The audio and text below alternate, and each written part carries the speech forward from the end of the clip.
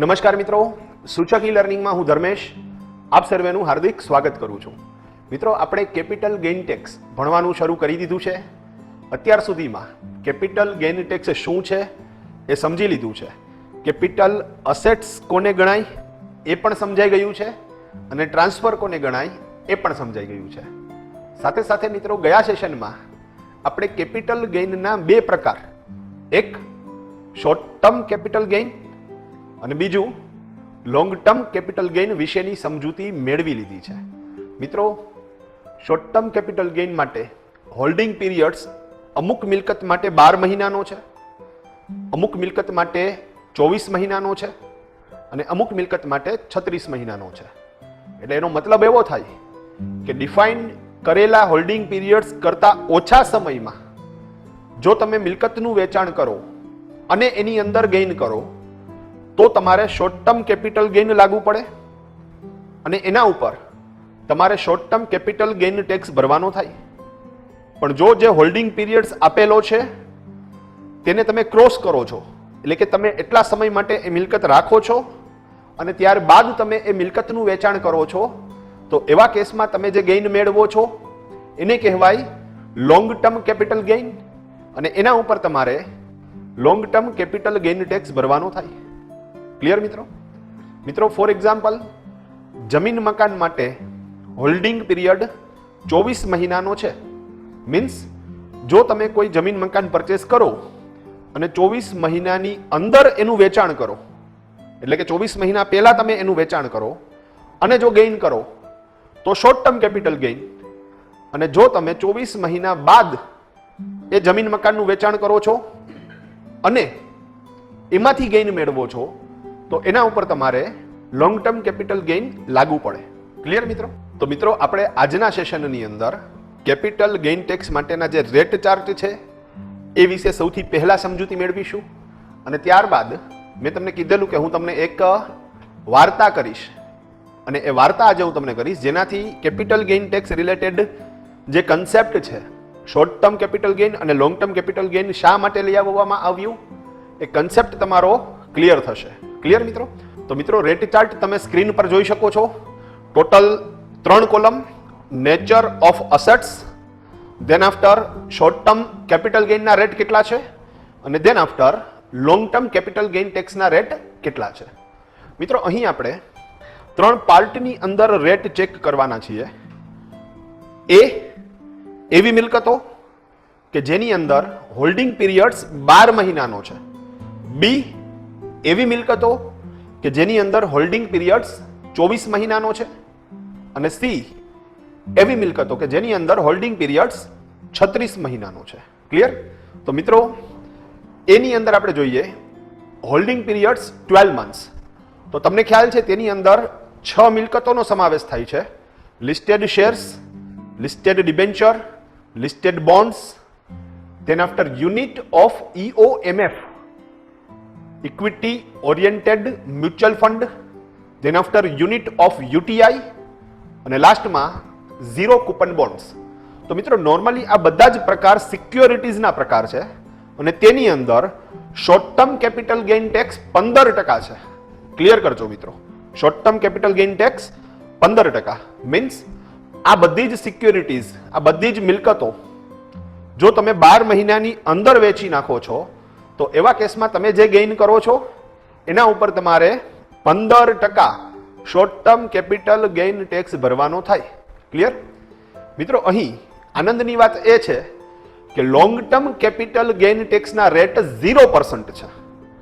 એનો મતલબ એવો થયો કે જો તમે આવી કોઈ સિક્યોરિટીઝ ધરાવો છો, આવું કોઈ ઇન્વેસ્ટમેન્ટ કરેલું છે, 12 મહિના સુધી તમે હોલ્ડ કરી રાખો અને ધેન આફ્ટર જો તમે એનું વેચાણ કરો અને ગેઇન કરો તો એવા કેસમાં તમારે long term capital gain tax ભરવાનો થતો નથી.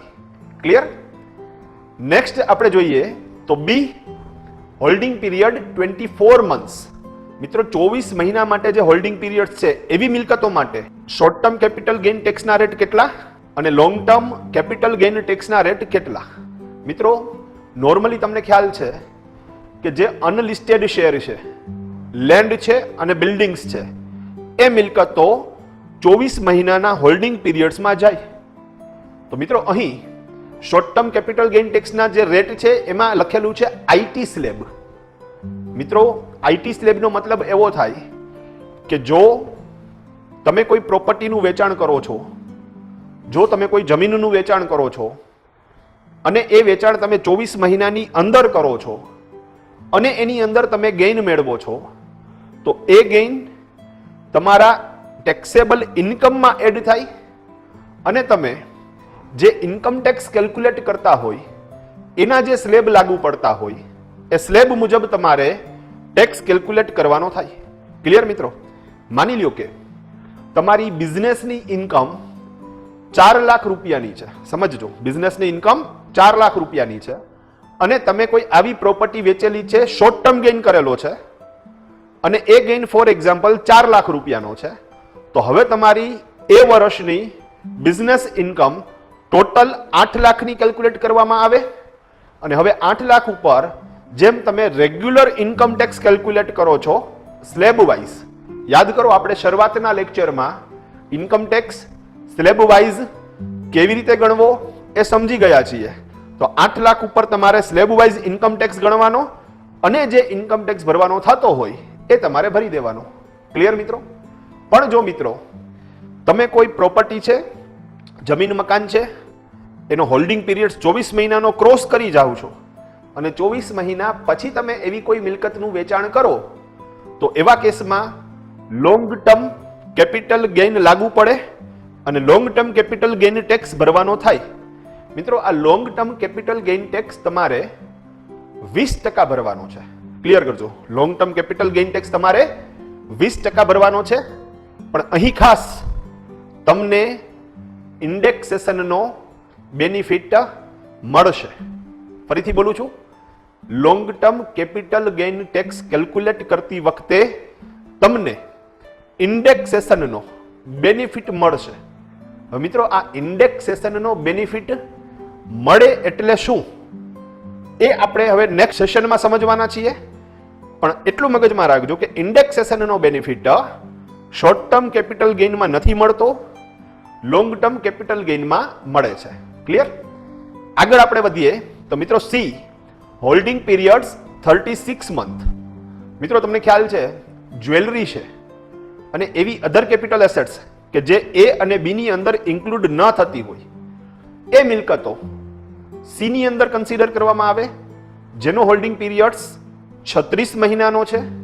મીન્સ જો 36 મહિના પહેલા તમે એ મિલકતનું વેચાણ કરો તો શોર્ટ ટર્મ ગેઇન, 36 મહિના બાદ તમે એવી મિલકતનું વેચાણ કરો તો લોંગ ટર્મ ગેઇન. ક્લિયર? મિત્રો અહીં જે રેટ છે એ શોર્ટ ટર્મ કેપિટલ ગેઇન માટે as per income tax slab લખેલું છે. તમે જોઈ શકો છો એઝ પર આઈટી સ્લેબ. મિત્રો એનો મતલબ સેમ હમણાં આપણે જે વાત કરી ગયા કે જો તમે ગોલ્ડ જ્વેલરીનું વેચાણ કરો, ખરીદ કરેલી છે, 36 મહિનાની અંદર તમે વેચી નાખો છો, તો એવા કેસમાં તમારે જો એની અંદર ગેઇન થાય તો એ ગેઇનને તમારા રેગ્યુલર ઇન્કમની અંદર જ એડ કરવાના અને દેન આફ્ટર જે તમે રેગ્યુલર ઇન્કમ ટેક્સ કેલ્ક્યુલેટ કરો છો સ્લેબ વાઇઝ એ મુજબ જ તમારે ઇન્કમ ટેક્સ કેલ્ક્યુલેટ કરવાનો થાય. ક્લિયર? પણ જો મિત્રો તમે 36 મહિનાનો હોલ્ડિંગ પીરિયડ્સ ક્રોસ કરો છો તો એવા કેસમાં તમે જો એ જ્વેલરી વેચો છો, ગેઇન કરો છો, તો એ gain long term capital gain ગણાય અને તેના ઉપર 20% તમારે કેપિટલ ગેઇન ટેક્સ ભરવાનો થાય. મિત્રો અહીં પણ તમને ઇન્ડેક્સેશનનો બેનિફિટ મળશે, પણ માત્ર long term capital gain tax calculate કરતી વખતે જ. હવે ઇન્ડેક્સેશનનો બેનિફિટ કેવી રીતે મળે એ આપણે હવે જોઈશું. ક્લિયર મિત્રો? તો મિત્રો કેપિટલ ગેઇન ટેક્સની અંદર જે રેટ ચાર્જ છે, કઈ રીતે ટેક્સ કેલ્ક્યુલેટ કરવામાં આવશે તે રેટ ચાર્જ તમે સમજી ગયા છો. મિત્રો હવે આપણે જે વાત કરવાના છીએ, મેં તમને વાત કરેલી હતી કે હું એક નાની એવી વાત તમને રજૂ કરીશ, વાર્તા, અને એના ઉપરથી આપણે short term capital gain tax, long term capital gain ટેક્સના બધા જ કન્સેપ્ટ સરસ રીતે સમજી જશું. ક્લિયર મિત્રો? તો મિત્રો એક પ્રસંગ તમારી સામે રજૂ કરું છું અને તેની અંદર આ બધા જ કન્સેપ્ટ મારા વાર્તાના સ્વરૂપમાં ક્લિયર થઈ જશે. મિત્રો, મારા દાદાએ 2001-2 ની અંદર ગાંધીગ્રામ સોસાયટીની અંદર એક મકાન ખરીદ કરેલું અને એ મકાન એમણે 10 લાખ રૂપિયામાં લીધેલું. સમજજો, મકાન કેટલાનું લીધેલું?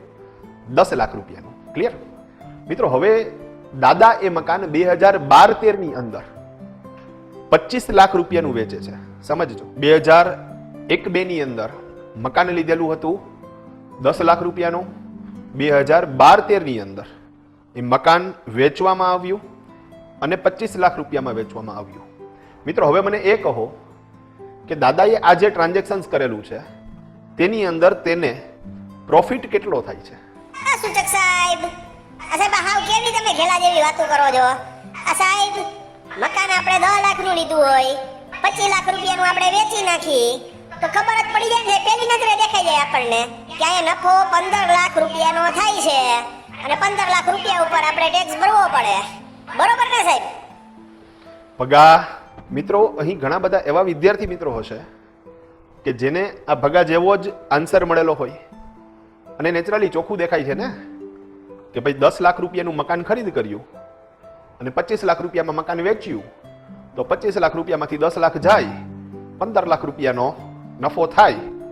હોલ્ડિંગ પીરિયડ્સ તમારો 24 મહિનાથી વધારે સમયનો છે, એટલે એવું પણ કહી શકાય કે અહીં લોંગ ટર્મ કેપિટલ ગેઇન થાય છે. અને જો તમારે ટેક્સ કેલ્ક્યુલેટ કરવાની વાત આવે તો લોંગ ટર્મ કેપિટલ ગેઇન ટેક્સના રેટ 20% છે.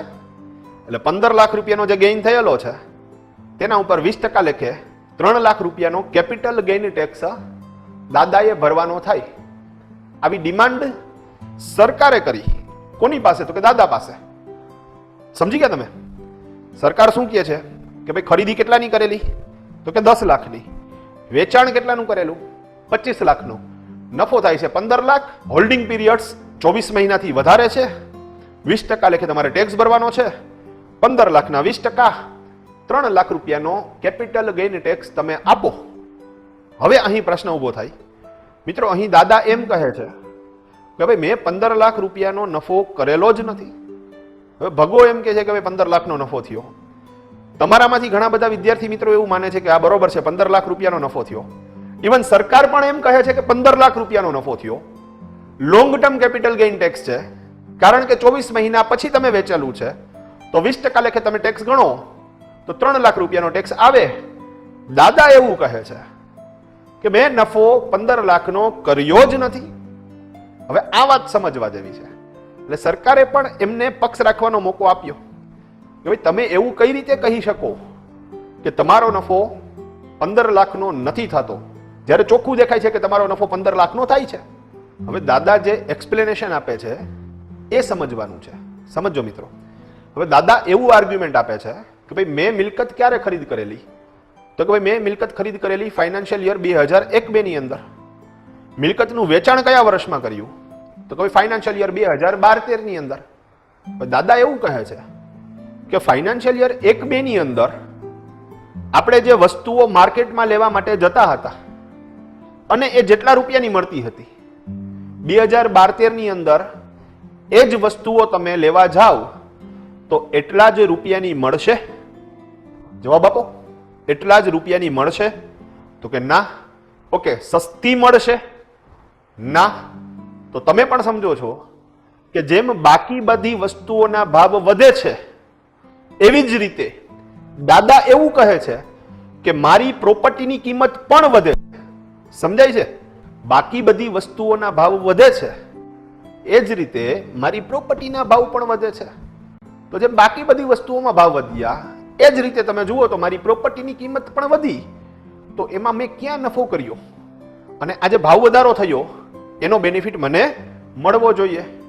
હવે સરકારે આ આર્ગ્યુમેન્ટ દાદાની સાંભળી, ડિસ્કશન કર્યું અને એવા તારણ ઉપર આવે કે આ વાત તો દાદાની બરોબર છે કે ભાઈ જેમ બાકી બધી વસ્તુઓની કિંમત વધી એ રીતે એની પ્રોપર્ટીની કિંમત પણ વધી. તો જે ભાવ વધારો થયો છે એ ભાવ વધારાનો બેનિફિટ દાદાને મળવો જોઈએ. તો ફાઇનલી મિત્રો અહીં એક ડિસિઝન એ લેવામાં આવ્યું કે જેમ બાકી બધી વસ્તુઓમાં ભાવ વધારો થાય છે એવી રીતે તમારી મિલકતની કિંમતમાં પણ વધારો થાય તો બાકી બધી વસ્તુઓમાં થયેલો ભાવ વધારાનો બેનિફિટ તમને તમારી મિલકતની કિંમત વધારવા માટે પણ દેવો જોઈએ અને એટલો ગેઇન તમારો ઓછો ગણવો જોઈએ. ક્લિયર મિત્રો? હવે પ્રશ્ન એ થાય કે ભાવ વધારો કેટલો થયો એ કોણ નક્કી કરે? સમજજો. હવે મિત્રો, જો આ ભાવ વધારો દાદા નક્કી કરે, સમજજો, જો આ ભાવ વધારો દાદા નક્કી કરે તો એ એમ કહે કે સાહેબ 2001-2 ની અંદર ગાંઠિયા આવતા હતા 100 રૂપિયાના કિલો, હવે ગાંઠિયા આવે છે 250 રૂપિયાના કિલો. સમજજો. તો ગાંઠિયાની કિંમત 100 રૂપિયા હતી એ 250 થઈ. એ જ રીતે મારી પ્રોપર્ટીની કિંમત 10 લાખ હતી એ 25 લાખ થઈ. હવે મેં 25 લાખ રૂપિયામાં જ એ પ્રોપર્ટી વેચેલી છે તો પ્રેક્ટિકલી મારે આની અંદર કોઈ ગેઇન થતો નથી અને મારે આની અંદર કોઈ પણ પ્રકારનો ટેક્સ ભરવાનો થતો નથી. ક્લિયર મિત્રો? હવે મિત્રો મજાની વાત, દાદા નક્કી કરશે તો દાદા કોઈ એવી જ પ્રોડક્ટ સિલેક્ટ કરશે કે જેની અંદર ઓલમોસ્ટ 2.5 ગણો ભાવ વધારો થયો હોય અને દાદા એ વાતનો હવાલો આપીને પોતાનો ટેક્સ બચાવી લેશે. સમજાય છે? હવે સામેની બાજુ આપણે જોઈએ તો જો ભાવ વધારો સરકાર નક્કી કરે, દાદા નથી નક્કી કરતા પણ સરકાર નક્કી કરે, તો એવા કેસની અંદર સરકાર એવી જ બધી વસ્તુઓ દેખાડે કે જે વસ્તુઓની કિંમત ઘટી હોય. તમે સમજજો. સરકાર શું આર્ગ્યુમેન્ટ આપે? સરકાર એવું કહે કે જો દાદા 2001-2 ની અંદર એલઈડી ટીવી 80,000 રૂપિયાનું આવતું હતું, અત્યારે તમે એ એલઈડી ટીવી લેવા માટે જાઓ તો એ 40,000 નું આવે છે. તો એનો મતલબ એવો થયો કે 2001-2 ની કમ્પેરિઝનમાં 2012-13 માં પ્રાઇસ ઘટ્યા છે. હવે જેમ એલઈડી ટીવીની કિંમત 50% થઈ ગઈ, જો એ જ કમ્પેરિઝનથી આપણે દાદાની મિલકતનું વેલ્યુએશન કરીએ તો એ 10 લાખની કિંમત છે એ 5 લાખ ગણાય. હવે દાદા જો એને 25 લાખમાં વેચે તો પ્રેક્ટિકલી 20 લાખ રૂપિયાનો નફો થયો ગણાય અને એવા કેસમાં સરકાર 20 લાખ ઉપર ટેક્સ ડિમાન્ડ કરે. તો વાત સમજજો મિત્રો. એક વાત દાદાની આર્ગ્યુમેન્ટ જે શરૂઆતમાં થઈ કે ભાઈ બાકી બધી વસ્તુઓના ભાવ વધે છે, એ મારી પ્રોપર્ટીની કિંમત પણ વધે છે, તો મને એ ભાવ વધારો બાદ મળવો જોઈએ અને આ બાબત ઉપર સરકાર સહમત થઈ જાય છે. હવે પ્રશ્ન એ આવે કે આ ભાવ વધારો નક્કી કોણ કરે? મિત્રો, જો આ ભાવ વધારો દાદા નક્કી કરે તો એ કેસમાં એ એવી રીતે ભાવ સેટ કરે, એ એવી પ્રોડક્ટ સિલેક્ટ કરશે કે જે પ્રોડક્ટની અંદર ભાવમાં ઉછાળો વધારે આવ્યો હોય અને એને કમ્પેરમાં રાખી અને પોતાની પ્રોપર્ટીની કિંમત પણ વધી ગઈ અને હવે અત્યારે વેચાણ કરે તો એને ગેઇન ન થાય એ રીતે એ એક્સપ્લેનેશન આપે. સામેની બાજુ જો સરકાર ભાવ વધારો નક્કી કરે તો એ એવી વસ્તુઓ સિલેક્ટ કરશે ભાવ વધારાના કેલ્ક્યુલેશન વખતે કે જેની અંદર નોર્મલી ભાવ વધ્યો ના હોય પણ ભાવ ઘટ્યો હોય. અને તમે પણ સમજી શકો છો કે ઇલેક્ટ્રોનિક્સ પ્રોડક્ટ્સ છે કે ટેકનોલોજી રિલેટેડ કોઈ પ્રોડક્ટ્સ છે તો એની અંદર ભાવ નોર્મલી ઘટતા હોય છે. ક્લિયર? તો હવે પ્રશ્ન એ છે કે ભાવ વધારો બાદ તો મળવો જોઈએ પણ એ ભાવ વધારો નક્કી કોણ કરે? હવે આજે ઝઘડો ચાલતો હતો એની અંદર એક તટસ્થ સમિતિની રચના કરવામાં આવી. મિત્રો, વાર્તાની જેમ આખી વાત સમજજો. એક તટસ્થ સમિતિ જે દાદા તરફી પણ ના હોય અને જે સરકાર તરફી પણ ના હોય અને એ લોકોએ 2001-2 ની અંદર 300 વસ્તુઓ ભેગી કરી જે જીવન જરૂરી છે, જેની અંદર વસ્તુનો પણ સમાવેશ થતો હોય અને જીવન જરૂરી સર્વિસીસ સેવાનો પણ સમાવેશ થતો હોય અને એ બધાના ભાવ લીધા અને એને એક ભાર આપવામાં આવ્યો 100. મિત્રો સમજજો તમે, એને એક ભાર આપવામાં આવ્યો 100 અને મિત્રો એ જ બધી વસ્તુઓના ભાવ બીજા વર્ષે લેવામાં આવ્યા. તો બીજા વર્ષે અમુક વસ્તુઓ એવી હતી કે જેની કિંમત ઘટી હોય પણ મોસ્ટ ઓફ વસ્તુઓ એવી હતી કે જેની કિંમત વધી હોય અને આપણે પણ સમજીએ છીએ કે નોર્મલી વસ્તુની કિંમતમાં વધારો જ થાય છે. તો મિત્રો, બીજા વર્ષનો જે ભાવ આવેલો તેને પાછું એ લોકોએ સરેરાશ કાઢીને કેલ્ક્યુલેટ કર્યું તો સરેરાશ 5% વધારો થયો દેખાય છે. સમજજો, કોકમાં વધારે હોય કોકમાં ઓછો હોય પણ સરેરાશ વધારો કેટલો છે તો કે 5%નો. એનો મતલબ એવો થયો કે બીજા વર્ષનો આંક એટલે કે બીજા વર્ષનો ભાર આપવામાં આવ્યો 105 મીન્સ 2001-2 માં આંક આવ્યો 100 નો, 2002-3 ની અંદર આંક આવ્યો 105 નો, મીન્સ જે વસ્તુ 2001-2 માં તમે લેવા માટે જાઓ અને 100 રૂપિયાની મળતી હોય, મિત્રો એ જ વસ્તુ 2002-3 માં તમે લેવા માટે જાઓ તો તમને 105 ની મળે. સમજાય છે? તો કમ્પેરિઝન માટે આ વસ્તુ જરૂરી છે અને એના બેઝ તરીકે આપણે 100 ને રાખીએ તો આ આખું કેલ્ક્યુલેશન તમે સરળતાથી સમજી શકો. તો 2001-2 ની અંદર તમને જે વસ્તુ 100 રૂપિયાની મળે એ જ બધી વસ્તુઓ જો તમે 2002-3 માં લેવા માટે જાઓ તો એ તમને 105 ની મળે. મીન્સ જે વ્યક્તિનો સેલેરી 10,000 રૂપિયા હોય અને એનું ઘર સરસ રીતે ચાલતું હોય તો મિત્રો એ જ વ્યક્તિનો સેલેરી 2002-3 ની અંદર 10,500 થવો જોઈએ. તમે સમજજો, જે રીતે ઇન્ફ્લેક્શન વધે છે, મોંઘવારી વધે છે, એ રીતે એ વ્યક્તિની આવક પણ વધવી જોઈએ. જો એ વ્યક્તિનો પગાર 2001-2 માં 10,000 છે અને એ પોતે જે રીતની જીવન જરૂરી વસ્તુઓ પરચેસ કરે છે, જો 2-3 ની અંદર એનો સેલેરી 10,000 જ રહે તો પહેલી નજરે એનો સેલેરી સરખો દેખાય, પણ ખરેખર તમે જોવા જાવ તો એના સેલેરીમાં ડાઉનફોલ આવે છે. અત્યાર સુધી એ કોલગેટ યુઝ કરતો હોય અથવા ક્લોઝઅપ યુઝ કરતો હોય, હવે એસીબાકા યુઝ કરશે. ક્લિયર છે વસ્તુ આખી? ડન. તો પ્રેક્ટિકલી તમે જુઓ તો મોંઘવારીના દર મુજબ 10,000 નો સેલેરી છે એ હવે થવો જોઈએ 10,500. અને જો પ્રોપર્ટીના વેલ્યુએશનની વાત કરો તો જે પ્રોપર્ટીની વેલ્યુ 10 લાખ છે મિત્રો, હવે એની કિંમત કેલ્ક્યુલેટ થાય 10,50,000. તો આ કમ્પેરિઝન માટે આ રીતના ઇન્ડેક્સેશન આપવામાં આવેલા હોય. મિત્રો માની લો કે નેક્સ્ટ યરમાં એટલે કે ફાઇનાન્શિયલ યર 2003-4 ની અંદર ફરી પાછી એ જ બધી વસ્તુઓ, એ જ બધી સેવાઓ ના ભાવ લેવામાં આવ્યા, એમાં ચેક કરવામાં આવ્યું તો હવેનો જે નવો આંક આવ્યો એ આવે છે 109 નો. મીન્સ 2001-2 ની અંદર જે વસ્તુ 100 રૂપિયાની મળતી એ જ બધી વસ્તુઓ તમે લેવા માટે જાઓ છો 2002-3 માં તો 105 ની મળે છે અને એ જ બધી વસ્તુઓ જો તમે લેવા જાઓ છો 2003-4 ની અંદર તો હવે તમને એ 109 ની મળે છે. સેલેરી કમ્પેરિઝન તમે જોઈ લ્યો તો જે વ્યક્તિનો પગાર 10,000 હતો 2001-2 ની અંદર, એ વ્યક્તિનો પગાર 2002-3 ની અંદર 10,500 હોવો જોઈએ અને એ જ વ્યક્તિનો પગાર 2003-4 ની અંદર 10,900 હોવો જોઈએ. મિત્રો દેખાવે ભલે પગાર વધતો હોય પણ એના જીવન ધોરણમાં કોઈ ફેરફાર પડતો નથી, કારણ કે જેમ પગાર વધે છે સામે મોંઘવારી પણ વધે છે. અને પ્રોપર્ટી રિલેટેડ આપણે કેલ્ક્યુલેટ કરીએ તો 2001-2 માં જે પ્રોપર્ટીની વેલ્યુ 10 લાખ હતી એ પ્રોપર્ટીની કિંમત 2002-3 ની અંદર 10,50,000 કેલ્ક્યુલેટ કરી શકાય અને 2003-4 ની અંદર 10,90,000 કેલ્ક્યુલેટ કરી શકાય. સમજાય છે? તો મિત્રો દર વર્ષે આ રીતના જે મોંઘવારીના દર બહાર પાડવામાં આવે તેને આપણે બોલીએ છીએ મોંઘવારીનો સૂચકાંક. Means inflection index number.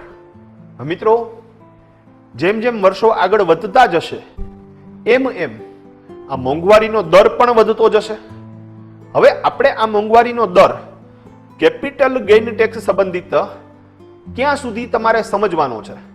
તો મિત્રો કયા વર્ષની અંદર ખરીદી કરેલી છે એ વર્ષનો તમારે ઇન્ડેક્સ નંબર લેવાનો થાય અને કયા વર્ષમાં વેચાણ કરેલું છે એ વર્ષનો તમારે ઇન્ડેક્સ નંબર લેવાનો થાય. મિત્રો હવે અહીં દાદાએ આ પ્રોપર્ટી ક્યારે વેચી? હવે દાદાએ આ પ્રોપર્ટી વેચી છે ફાઇનાન્શિયલ યર 2012-13 ની અંદર. ક્લિયર? તો મિત્રો 2012-13 ની અંદર ઇન્ફ્લેક્શન ઇન્ડેક્સ નંબર શું છે એ આપણે જોવું પડે. તો હવે એ ફોર એક્ઝામ્પલ 200 છે. કેટલા છે? 200. તો એનો મતલબ એવો થયો કે જે વસ્તુ 2001-2 માં 100 રૂપિયાની મળતી હતી એ જ વસ્તુ 2002-3 ની અંદર 105 ની મળે છે. એ જ વસ્તુ 2003-4 ની અંદર 109 ની મળે છે અને એ જ વસ્તુ 2012-13 માં 200 રૂપિયાની મળે છે. એટલે પ્રેક્ટિકલી ડબલ કિંમત થઈ ગઈ. સમજાય છે? તો મિત્રો આપણે સેલેરી માટે પણ એક્ઝામ્પલ લઈ લઈએ તો જે વ્યક્તિનો સેલેરી 2001-2 ની અંદર 10,000 નો હતો અને ઘર સરસ રીતે ચાલતું હતું, તો એને એ જ ફ્લોમાં ઘર ચલાવવું હોય તો હવે તેનો સેલેરી 2012-13 અંદર 20,000 હોવો જોઈએ. સમજજો, જો એનો પગાર 10,000 નો 20,000 થાય તો જ એ પોતાનું જીવન ધોરણ મેન્ટેન કરી શકે. આપણે અપ જવાની વાત નથી. અને હવે આપણે પ્રોપર્ટી રિલેટેડ વાત કરીએ તો જે મકાનની કિંમત 2001-2 માં 10 લાખની હતી, એની કિંમત ઇન્ફ્લેક્શન ઇન્ડેક્સને ધ્યાનમાં રાખીએ તો 2002-3 માં 10,50,000 થાય, 2003-4 ની અંદર 10,90,000 થાય અને 2012-13 ની અંદર 20 લાખ થાય. ક્લિયર? તો મિત્રો હવે અહીં મોંઘવારીના દરને જો તમે ધ્યાનમાં રાખો તો દાદાનું જે પ્રોપર્ટી છે, મકાન છે, એની વેલ્યુ મોંઘવારીના દર મુજબ કેલ્ક્યુલેટ કરો તો 2012-13 માં 20 લાખની થાય. હવે દાદા એ મકાન વેચે છે 25 લાખ રૂપિયાનું, તો એવા કેસમાં 5 લાખ રૂપિયાનો ગેઇન કન્સિડર કરવામાં આવે અને એના ઉપર દાદાએ કેપિટલ ગેઇન ટેક્સ ભરવાનો થાય. પ્રેક્ટિકલી તમે જુઓ તો 5 લાખ રૂપિયા ઉપર 20% એટલે 1 લાખ રૂપિયાનો કેપિટલ ગેઇન ટેક્સ ભરવાનો થાય. તો મિત્રો ખાસ મગજમાં રાખજો, મકાનનું વેચાણ કરેલું છે 25 લાખમાં, ખરીદ કરેલું હતું 10 લાખમાં, પહેલી નજરનો નફો 15 લાખ. પણ જો તમે મોંઘવારીના દરને કન્સિડર કરો અને ત્યારબાદ તમે જુઓ તો તમને ખ્યાલ આવે કે આપણો હવે નફો છે એ 5 લાખ જ ગણાય અને 5 લાખ રૂપિયા ઉપર જ તમારે કેપિટલ ગેઇન ટેક્સ ભરવાનો થાય. મિત્રો માની લો કે જો દાદા એ મકાન, એ પ્રોપર્ટી 22 લાખ રૂપિયામાં વેચતા હોય તો ઇન્ફ્લેક્શન ઇન્ડેક્સ નંબર મુજબ પ્રોપર્ટીની પ્રેઝન્ટ વેલ્યુ થાય છે, એટલે કે 2012-13 ની અંદર એની વેલ્યુ થાય છે 20 લાખ, વેચાણ કરેલું છે 22 લાખમાં, તો 2 લાખનો નફો થયો છે એમ કહેવાય. માની લો કે મિત્રો દાદા એ મકાન 20 લાખમાં વેચી નાખે છે, તો પ્રેક્ટિકલી તમે જુઓ તો ઇન્ફ્લેક્શન ઇન્ડેક્સ નંબર મુજબ મકાનની હાલની કિંમત થાય છે 20 લાખ અને વેચાણ પણ 20 લાખમાં થાય છે. તો ખરેખર તમે જુઓ તો અહીં દાદા કોઈ નફો કરતા નથી, એટલે કે ઝીરો નફો થાય છે. અને માની લ્યો કે મિત્રો દાદા એ પ્રોપર્ટી 2012-13 ની અંદર વેચે છે 19 લાખ રૂપિયામાં. સમજજો, 2012-13 ની અંદર એ 19 લાખમાં વેચે, તો મિત્રો પહેલી નજરે એવું દેખાય કે અહીં 9 લાખનો નફો થયેલો છે, પણ તમે ઇન્ફ્લેક્શન ઇન્ડેક્સ નંબર મુજબ કેલ્ક્યુલેટ કરો તો મિત્રો અહીં 1 લાખની ખોટ થયેલી ગણાય. મિત્રો સમજજો, હવે હું તમને શરૂઆતમાં જ એમ કહું કે મિત્રો દાદાએ એક મકાન લીધું 10 લાખ રૂપિયાનું, હવે એ મકાન એમણે 19 લાખમાં વેચી નાખ્યું અને 1 લાખ રૂપિયાની નુકસાની કરી તો વાત ગળે ઉતરે. પણ મિત્રો હવે જ્યારે તમે ઇન્ફ્લેક્શન ઇન્ડેક્સ નંબર સમજી ગયા છો ત્યારે તમે આ વાત ગળે ઉતારી શકો કે આ બરોબર છે. ઇન્ફ્લેક્શન ઇન્ડેક્સ નંબર મુજબ જોવા જાઓ, મોંઘવારીના દર મુજબ તમે જોવા જાઓ તો હવે આ મિલકતની વેલ્યુ આજની તારીખે 20 લાખની ગણાય, જ્યારે વેચાણ થાય છે 19 લાખનું, તો પ્રેક્ટિકલી 1 લાખ રૂપિયાનો તમે કેપિટલ લોસ કરેલો છે એવું આપણે કહી શકીએ. તો મિત્રો આજના સેશનમાં long term capital gain tax calculate કરતી વખતે ઇન્ડેક્સેશન શું કામ કરે છે અને આ ઇન્ડેક્સેશન કયા લોજિકથી આવેલું છે એ વાત આપણે સમજી ગયા છીએ. ક્લિયર? સાથે સાથે આપણે કેપિટલ ગેઇન ટેક્સના રેટ ચાર્ટ પણ સમજી ગયા છીએ. આવતા સેશનથી કેપિટલ ગેઇન ટેક્સ કેલ્ક્યુલેટ કરવાના અમુક દાખલાઓ, અમુક સમ આપણે અહીં સમજવાના છીએ. કંઈ પણ પ્રોબ્લેમ થાય, કોઈ વસ્તુ ના સમજાય, મિત્રો તમે અમારો કોન્ટેક્ટ કરી શકો છો. તમને ટોટલ સેશન સમજાઈ જતા હશે તેવી આશા રાખું અને નેક્સ્ટ સેશનમાં આપણે મળીએ. ત્યાં સુધી રજા આપો. જય ભારત, જય હિન્દ.